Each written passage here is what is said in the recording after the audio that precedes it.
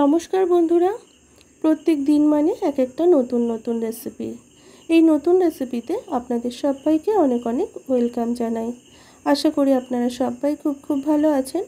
প্রত্যেক দিনের মতো আজও নতুন একটি রেসিপি নিয়ে আপনাদের সামনে চলে এলাম।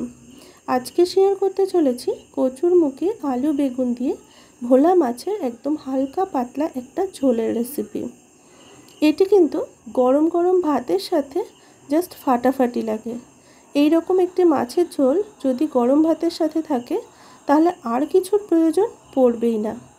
চলুন তাহলে বেশি দেরি না করে ঝটপট রান্নাটি শুরু করা যাক।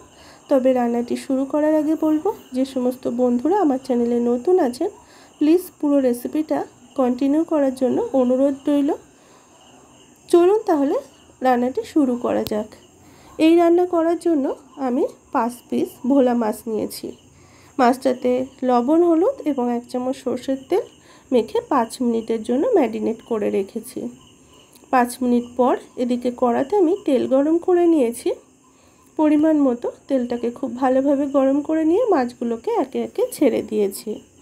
মাছগুলো এপিট ওপিট উল্টে পাল্টে লাল লাল করে ভেজে নেব। গ্যাসের আঁচটাকে মিডিয়াম হিটে রেখে এক পাশ ভাজা হয়ে গেছে, তো অপর পাশকেও উল্টে একদম লাল লাল করে এইরকমভাবে ভেজে নেব। দুপাশকে একদম সমান করে এইরকমভাবে লালচে করে কিন্তু ভেজে নেব। মাছগুলো ভাজা হচ্ছে, এদিকে আমি কচুরমুখিটাও কেটে নিয়েছি। আর এই পরিমাণ কচুরমুখি নিয়েছি, আর তার সাথে নিয়েছি হচ্ছে আলু আর বেগুন। একটা আলু নিয়েছি আর নিয়েছি একটা মিডিয়াম মাপের বেগুন, একটু লম্বা লম্বা করে কেটে নিয়েছি। এরপর দেখে নেওয়ার পালা মাছগুলো কিন্তু খুব সুন্দর এই সময় ভাজা হয়ে গেছে, তুলে নিলাম। সব মাছগুলোকে দুটো স্টেপে ভেজে নিয়েছি। এরপর কড়াতে যে এক্সট্রা তেলটা ছিল তার মধ্যে আলু আর বেগুনটাকে একটু লাল লাল করে ভেজে নেব। আলু আর বেগুনটাকে যদি ভেজে নেওয়া হয়, আলুর যে একটা হালকা গন্ধ সেই গন্ধটা একদমই থাকবে না, আর বেগুনেরও যে একটা হালকা গন্ধ থাকে সেটিও একদম থাকবে না। আপনারা যারা এই গন্ধটা একদমই পছন্দ করেন না তারা কিন্তু অবশ্যই আলু আর বেগুনটাকে ঠিক এইভাবে ভেজে নেবেন। ভেজে তুলে নিয়েছি। এবার কড়াতে যে তেলটা ছিল তার মধ্যে 1/2 চামচ কালো জিরে ফোড়নে দিয়ে 15 থেকে 20 সেকেন্ড মতো একটু নাড়াচাড়া করে নিয়ে তারপর এর মধ্যে দিয়ে দিলাম হচ্ছে কুচানো পেঁয়াজ এবং 4টে চেরা কাঁচা লঙ্কা। পেঁয়াজ এবং লঙ্কাটাকে একটু খুব ভালো করে বা পেঁয়াজটাকে একটু লালচে করে ভেজে নেব। ঠিক এই রকম যখন হয়ে আসবে সেই সময় এর মধ্যে দিয়ে দিলাম হচ্ছে 1.5 চামচ আদা রসুন বাটা। আদা রসুন বাটাটা দিয়ে খুব ভালো করে কষিয়ে নিয়ে তারপর এর মধ্যে দিয়ে দিলাম হচ্ছে হলুদ গুঁড়ো, দিয়ে দিলাম 1/2 চামচ লঙ্কা গুঁড়ো, দিয়ে দিলাম স্বাদ অনুযায়ী লবণ, দিয়ে সামান্য একটু জল দিয়ে মশলাটাকে খুব ভালো করে কষিয়ে নেব যতক্ষণ না মশলা থেকে তেলটা একদম আলাদা হয়ে আসছে। ততক্ষণ পর্যন্ত মশলাটাকে খুব ভালো করে কষিয়ে নেব।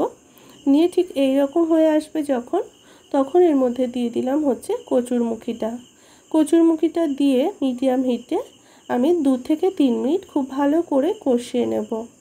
2 থেকে 3 মিনিট কষিয়ে নেওয়ার পর তারপর হচ্ছে আলুটা দিয়ে দিলাম। আলুটা দিয়েও আবারও আমি মিনিট 2 মতো খুব ভালো করে কষিয়ে নেব। মিনিট 2 খুব ভালো করে কষিয়ে নিয়ে তারপর এর মধ্যে দিয়ে দিলাম হচ্ছে উষ্ণ গরম জল পরিমাণ মতো। আপনারা ঠিক যে পরিমাণ ঝোল রাখতে চান ঠিক সেই অনুযায়ী কিন্তু জলটা অ্যাড করবেন। তবে খেয়াল রাখতে হবে সবজিগুলো সবই সিদ্ধ হবে, সেই অনুযায়ী অবশ্যই আমি জলটা দিয়েছি, আপনারাও সেই বুঝে দেবেন।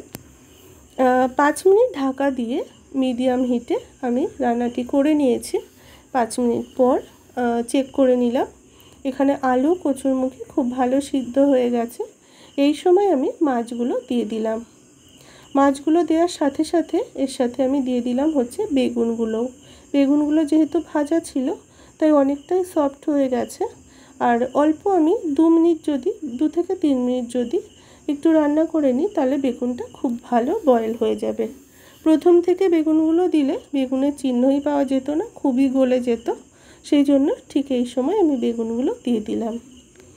দিয়ে আবারও আমি 2 থেকে 3 মিনিট হাই হিটে ফুটিয়ে নিয়েছি। এখন একদম তৈরি। তবে শেষে আমি একটু ধনেপাতা কুচি অ্যাড করেছি। ধনেপাতা কুচিটা দিয়ে খুব ভালো করে একটু নাড়াচাড়া করে ঝোলটাকে আবারও কয়েক সেকেন্ড মতো একটুখানি ফুটিয়ে নিয়েছি। নিয়ে তারপর কিন্তু একদম তৈরি হয়ে গেছে, আর আমি একদম একটা সার্ভিং বলে তুলে নিয়েছি। দুপুরের গরম গরম ভাতের সাথে এইরকম একটি মাছের ঝোল কিন্তু অসাধারণ লাগে খেতে। আজকের রেসিপি আপনাদের কেমন লাগলো অবশ্যই জানাবেন। ভালো লাগলে লাইক, কমেন্ট, শেয়ার এবং আমার চ্যানেলে নতুন বন্ধু হয়ে থাকলে চ্যানেলটিকে সাবস্ক্রাইব করার অনুরোধ রইল। সবাই ভালো থাকবেন, অনেক ধন্যবাদ।